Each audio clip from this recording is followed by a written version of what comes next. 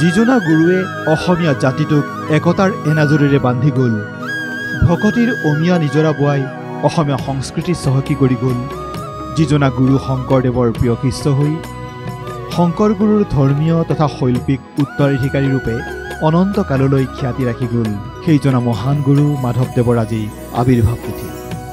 কৃতজ্ঞ ৰাজ্যবাসীয়ে শুকুৰবাৰে পালন কৰিলে মাধৱদেৱৰ আবিৰ্ভাৱ তিথি।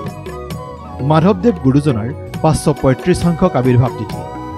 ৰাজ্যৰ সত্ৰ নামঘৰ আদিত গুৰুজনাক স্মৰণ। এই দৃশ্য বৰপেটা সত্ৰত দুদিনীয়া কাৰ্যসূচীৰে পালন আবিৰ্ভাৱ তিথি। আই বাপ বৈষ্ণৱসকলৰ নাম প্ৰসংগ হৰিনামৰ ধ্বনিৰে মুখৰ হৈ পৰে বৰপেটা সত্ৰ। প্ৰসংগৰ পাছতেই আৰম্ভ হয় ভাগৱত ভ্ৰমণ। এয়া বটদ্ৰোৱা। মাধৱদেৱৰ আবিৰ্ভাৱ তিথি উপলক্ষে তাল কবোৱা আইসকলৰ নাম ভক্ত বৈষ্ণৱ কীৰ্তনত যেন বৈ গ'ল ভকতিৰ অমিয়া নিজৰা। বামুণপৰা নয়াবন্তী সত্ৰত তিনিদিনীয়াকৈ পালন আবিৰ্ভাৱ মহোৎসৱ। শুকুৰবাৰে ব্ৰহ্ম মুহূৰ্তৰ পৰাই আৰম্ভ অখণ্ড পালনাম। এই আধ্যাত্মিক পৰিৱেশ নাৰায়ণপুৰৰ। মাধৱদেৱৰ জন্মস্থান লেটেকু পুখুৰীত ভিন্ন কাৰ্যসূচীৰে পালন আবিৰ্ভাৱ তিথি।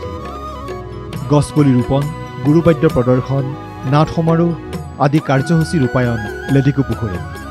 টিয়কৰ ঐতিহাসিক ঢেকীয়াখোৱা বৰনামঘৰতো হৰিনামৰ শ্ৰৱণ কীৰ্তন। জনশ্ৰুতি আছে যে মাধৱদেৱে মাজুলীত শংকৰদেৱক লগ ধৰিবলৈ নগা পাহাৰৰ পৰা অকোৱা পকোৱা বাটেৰে বাটকুৰি বাই বুঢ়ী দিহাৰে ভটিয়াই আহোঁতে ঢেকীয়াখোৱাত এৰাতি কটাইছিল।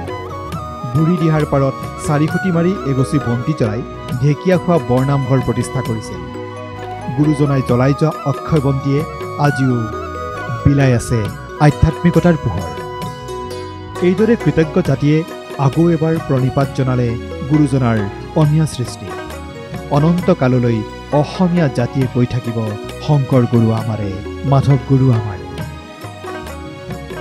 Bureau report NK TV।